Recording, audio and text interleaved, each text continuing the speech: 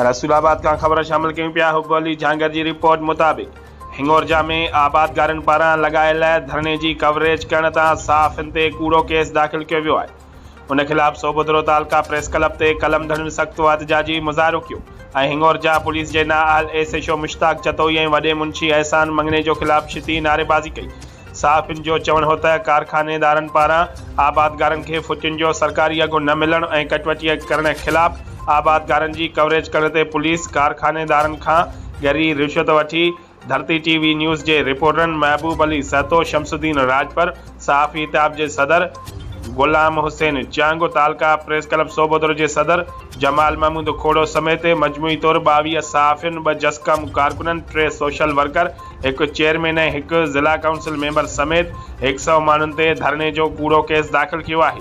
सहाफ़िन चितारनो त पुलिस के अड़े कुदे अमल के कंहिं भी सूरत में बर्दाश्त न कयो वेंदो। फौरी तौर ते केस ख़त्म कयो वञे। ॿी सूरत में एसएसपी खेरपुर के ऑफिस अॻियां सख़्तु एहतजाज कयो वेंदो।